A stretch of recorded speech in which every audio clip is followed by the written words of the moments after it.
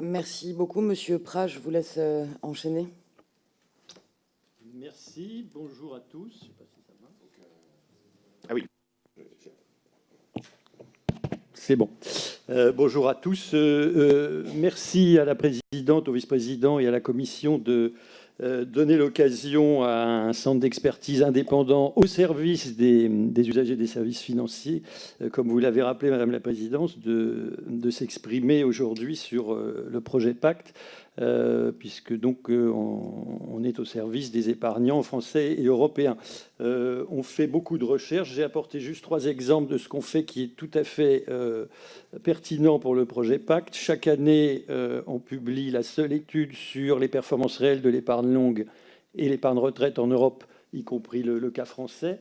Et on vient de sortir 2 études plus ciblées, l'une sur le robot Advice et l'autre sur la fameuse gestion pilotée, ce que les anglo-saxons appellent les life cycle funds, qui sont au cœur du projet Pacte.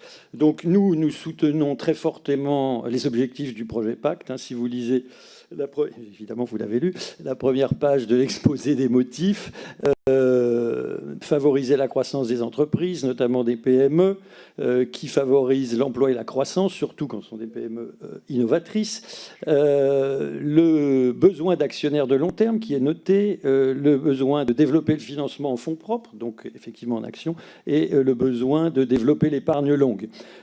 J'ai trois remarques, enfin j'ai 3 préalables et puis 3 observations clés sur lesquelles on pourra bien sûr revenir.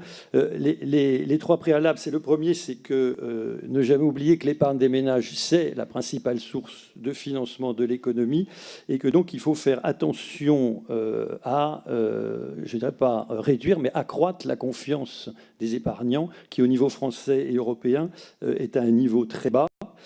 Et donc, tout fléchage, puisque c'est un mot qui a été employé dans le projet, de l'épargne des Français vers les entreprises, vers l'investissement, vers l'innovation, doit d'abord respecter les règles de protection des épargnants en matière de devoir d'information et de conseil. Sachant que les produits financiers sont plutôt vendus que achetés. Je fais une seule référence, par exemple, aux visites mystères de l'AMF, qui montrent que les fonds indiciels à bas coût, les ETF et les actions, ne sont jamais ni expliqués, ni a fortiori proposés et promus auprès des particuliers. Donc il ne faut pas leur reprocher après de ne pas investir en actions ou en ETF, puisque vous ne pouvez pas acheter un produit qui n'est pas sur l'étalage. Il se trouve néanmoins que l'intérêt des épargnants rejoint tout à fait celui du projet Pacte. Et d'ailleurs, dans la partie financement, la première ligne de l'exposé des motifs, il s'agit d'améliorer les perspectives de rendement pour les épargnants. Parce qu'en effet, le rendement des produits longs, il n'est pas bon. Je vous ai envoyé, je vous ai fait parvenir, je ne sais pas si vous les avez, quelques graphiques. Mais vous verrez que si les performances des marchés financiers depuis le début du siècle ont été très bonnes, que ce soit les actions ou encore plus les obligations, mais ça, les obligations, c'est plutôt du passé maintenant avec des taux proches de zéro.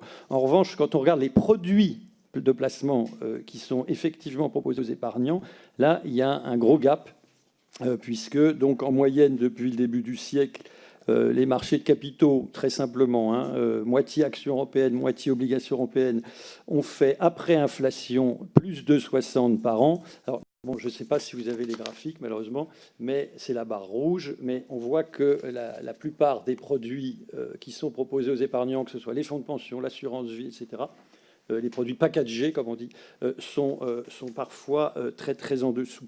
Et quand on regarde plus précisément les performances, on s'aperçoit aussi que les actions des petites et moyennes entreprises, les actions cotées des petites et moyennes entreprises, que ça soit en France, en Europe ou aux États-Unis, depuis 10 ans, 15 ans, 20 ans, surperforment très largement les grosses capitalisations. En France comme en Europe, on a une vue biaisée des marchés d'actions, puisqu'à chaque fois qu'on parle du marché d'actions en France, on parle du CAC 40, c'est 40 valeurs les plus grandes.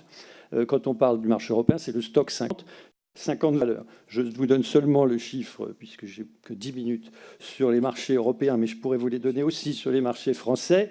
Depuis donc fin 99, le stock Europe 50 a fait plus 29% jusqu'à fin 2017, sur 18 ans.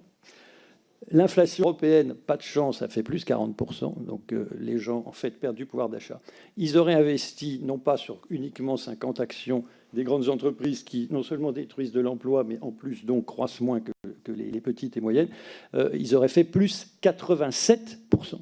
C'est-à-dire plus de 3 fois, presque 3 fois la performance. Vous le retrouvez sur le marché français, je pourrais vous donner les chiffres. D'où l'intérêt des épargnants aussi pour le projet Pacte, puisqu'il s'agit effectivement d'orienter, de faciliter le déploiement de l'épargne sur les actions, et notamment sur les actions des petites et moyennes entreprises.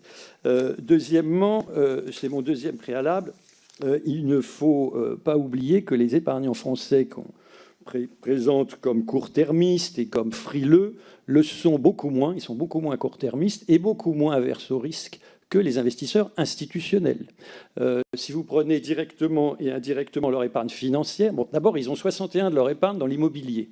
L'immobilier, c'est une épargne longue et c'est une épargne à risque. Si vous prenez leur épargne financière, d'après nos calculs, ils ont en gros 25% en actions, soit en direct, soit indirectement via des fonds actions ou des unités de compte actions. Les assureurs français, en propre risque, je mets de côté les unités de compte où le risque de placement est supporté par les épargnants, il est d'environ 10%.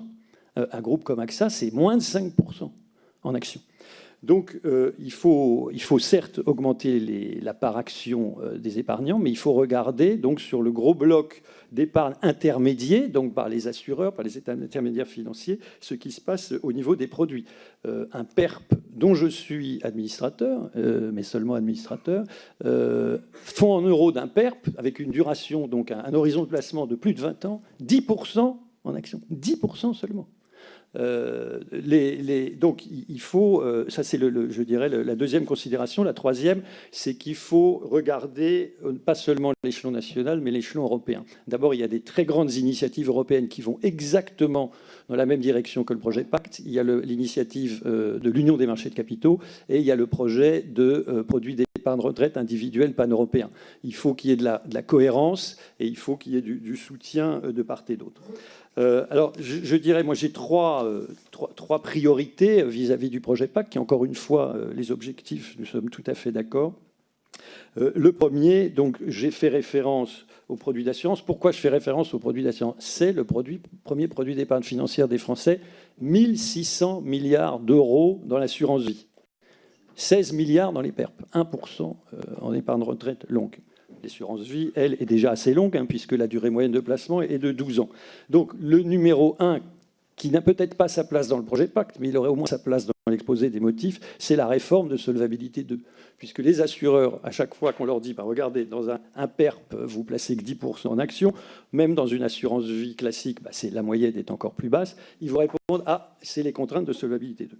Donc, il faut absolument que la France obtienne, puisqu'elle est particulièrement exposée du fait de l'importance de l'assurance vie dans les placements à long terme des ménages, obtiennent un recalibrage de solvabilité 2. Ça n'est pas tout. Il faut demander aux assureurs un fort engagement, parce que même avec solvabilité 2, moi je vois des fonds en euros d'assurance vie, je ne parle même pas des PERP, où il y a 5% d'actions, j'en vois d'autres où il y en a 20%. Et ils sont tous soumis aux règles de solvabilité 2. Donc il y a quand même d'autres problèmes que solvabilité 2. Alors on me dit, il y a l'euro-croissance, donc on soutient les mesures de simplification qui sont dans le projet Pacte. On me parle des unités de compte. Alors là, les unités de compte, je dis attention, parce que quand vous verrez les graphiques, je vous les distribuer, il y en a un qui montre les marchés des capitaux, les fonds en euros et les unités de compte. Les marchés de capitaux, c'est les chiffres que je vous ai donnés tout à l'heure, en cumulé après inflation, et il faut raisonner en réel, c'est le pouvoir d'achat qui compte pour les gens et pour les futurs retraités, plus 54% sur les 18 dernières années. Les fonds en euros, où on nous explique depuis des années qu'on est stupide d'investir dans les fonds en euros, que ça ne rapporte rien, qu'il faut aller sur les unités de compte, plus 24% après inflation. Les unités de compte, chiffre de la FFA, avant inflation, mais nous on les a mis après inflation, moins 10%. Les marchés de capitaux sont à plus 54, hein, 50% actions, 50% obligations. Les unités de compte sont à moins 10%. Raison principale, 3 à 4 fois plus de commissions sur les unités de compte que sur les fonds en euros. Donc attention, encore une fois, mon voisin est très favorable à ce mot technocratique de désurance dispositions. Oui, à condition qu'on protège bien, encore une fois, les épargnants contre ce qu'on appelle le mis-selling et contre les accumulations souvent cachées de frais tous azimuts. Et qu'on mette sur le même pied, au point de vente, les produits simples et à bas coût avec des produits chers. Ce n'est pas le cas pour l'instant. Encore une fois, je cite les visites mystères de l'AMF. Les fonds indiciels qu'on appelle ETF, actions à bas coût, ne sont pas proposés et les actions en direct ne sont pas proposées non plus. Et dernier, donc ça c'était sur donc, les placements assurantiels. Sur les produits d'épargne retraite, je ne sais pas si on aura le temps de le regarder en détail. On soutient aussi là, très fortement l'objectif affiché du projet PAC qui est d'améliorer l'attractivité des produits pour la retraite, mais on voit trois incohérences avec cet objectif quand on regarde les mesures. D'abord, il vise donc à développer l'épargne retraite. Il y a même un objectif gouvernemental de passer de 200 à 300 milliards en 5 ans. Mais on alourdit globalement la fiscalité de l'épargne retraite, dans l'exposé des motifs. Je sais bien que ça sera dans le projet de loi de finances, mais enfin, l'épargne retraite, dans tous les pays, nécessite une incitation fiscale au départ, puisque vous obligez les gens, enfin, vous voulez inciter les gens à le garder pendant 20, 30, 40 ans, voire plus si vous sortez en... Et deuxième incohérence à notre avis, très justement, l'exposé des motifs dit qu'il faut un traitement plus favorable pour l'acquisition d'une rente viagère, et je cite, dénouement permettant de se prémunir contre les risques liés au grand âge. C'est le seul. Les sorties en capital, même programmées, les annuités fixes, ne vous protègent pas contre le risque de grand âge. Et ça vous oblige aussi à bloquer de nouveau votre épargne. Donc il faut non pas une pénalisation fiscale, comme c'est le cas actuellement de la rente viagère par rapport à la sortie en capital, il faut un avantage. On est pour la liberté des sorties en capital et des rentes, mais faites très attention. Dans l'état actuel, tout le monde va choisir le capital, personne la rente, et ça va donner des résultats catastrophiques, notamment quand vous allez au-delà de vos versements programmés. Et troisièmement, aussi dans les incohérences, donc l'abattement forfaitaire de 10% sur les rentes qui est proclamé comme étant le Graal, il existe déjà et il est en grande partie absorbé par les pensions. C'est le régime des pensions du Code général des impôts. Il est déjà en grande partie absorbé par les pensions des régimes généraux et Agirc Arrco, etc. Enfin, ce projet où il y a plein de bonnes choses, moi je passe juste sur les points d'amélioration qui sont ceux qui vous intéressent le plus. Pour l'instant, il n'est pas clair s'il inclut les deux plus gros produits d'épargne retraite individuelle des Français, qui ne sont, pour ne pas les nommer, Préfonds et Corem. C'est pas clair et je n'ai pas de réponse claire du ministère des Finances, peut-être que vous en aurez. Donc sur la rente, on a des propositions plus précises à faire, mais je pense que je suis en train de dépasser mon temps. J'aurais voulu aussi vous parler de favoriser aussi, comme je l'ai dit, la culture action des Français et de développer les mesures en faveur des actions. Il y en a, pas suffisamment, mais je crains d'avoir dépassé déjà mon temps. Je confirme malheureusement.